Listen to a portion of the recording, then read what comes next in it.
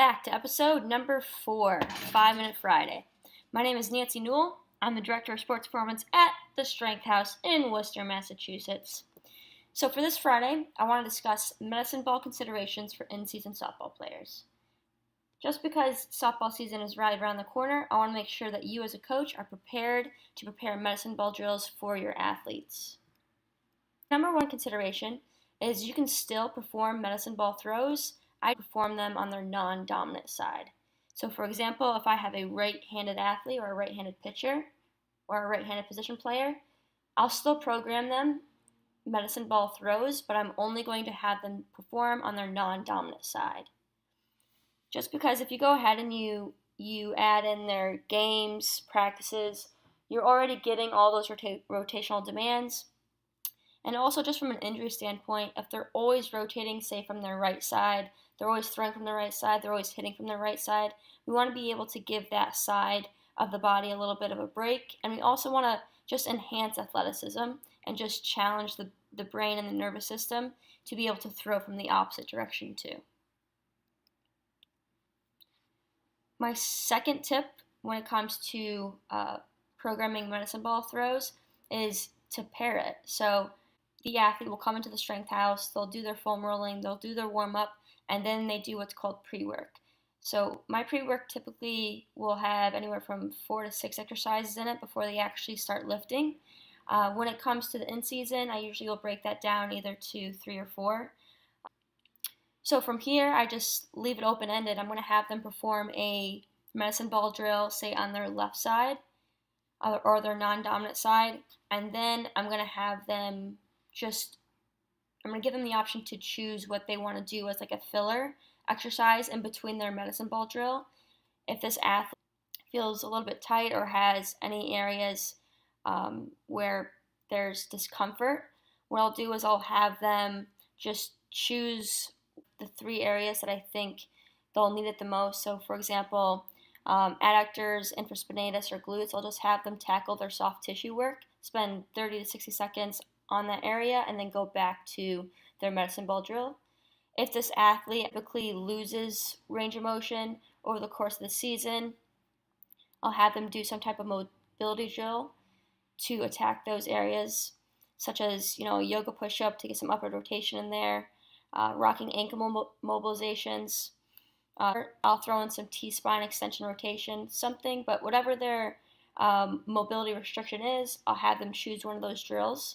Or if this is an athlete who I see them more on the loose end of the spectrum, not like the tight end of the spectrum, I'll give them some type of stability drill to choose, and they'll perform one of those 3 and then go back to their medicine ball drill. So I find that it prevents athletes from standing around and not doing anything, and you also, I find from my experience, it helps athletes stay on top of areas that they wouldn't normally address in games or practice. And number 3, I think it's important for you as a coach to reduce the total amount of volume.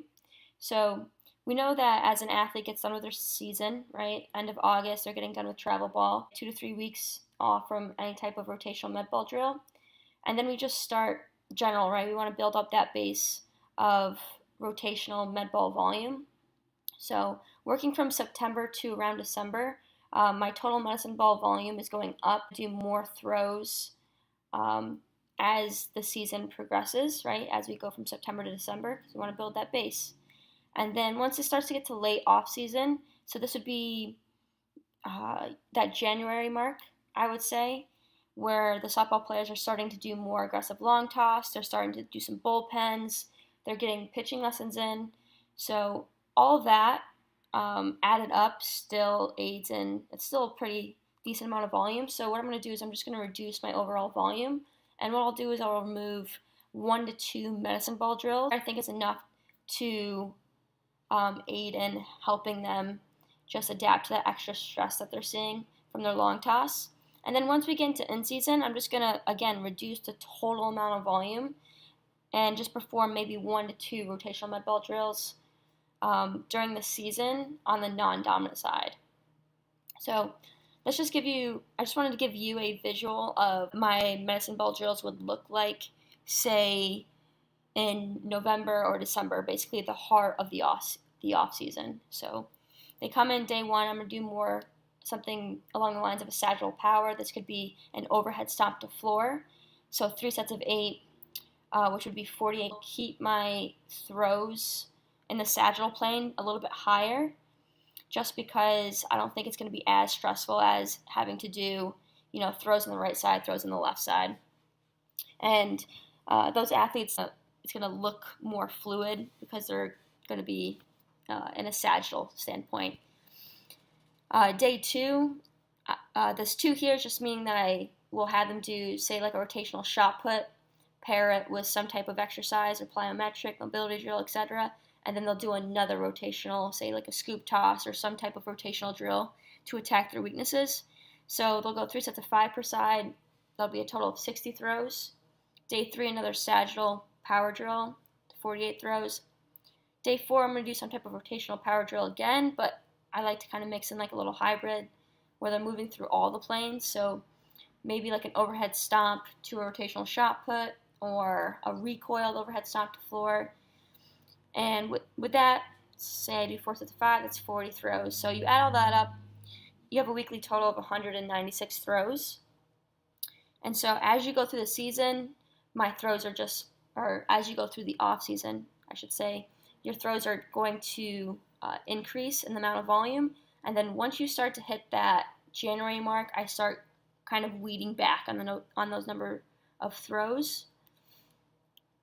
And so for my in-season example, right, athletes, right, that's a total of 8 throws, and then pair it with some type of mobility drill or stability drill. Day 2, a sagittal plane drill, and day 3, another rotational drill.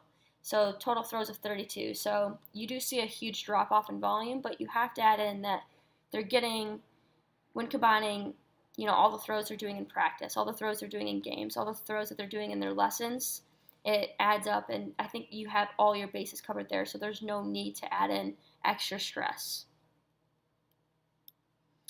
However, there are always exceptions to the rules. So if I'm working with, say, a 12 to 13-year-old softball player, the level or the amount of games that she's playing is 10 to 16 games. It's really not that many. Power output that this athlete is putting out is typically a lot lower than, say, like your higher level Division I softball player who's been strength training for 5-6 years, right? So, and from like an experience / skill level, right? A 12 to 13-year-old athlete should be doing more rotational throws because it's very specific to their skill, and they have yet to even come close to mastering it or being able to repeat that skill rep after rep.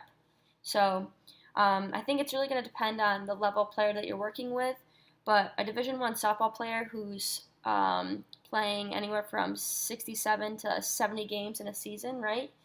It's a lot more throws that they're dealing with. It's a lot more practices and a lot more reps. So definitely reducing the volume based upon experience, where they are as an athlete and the level of play that they're at.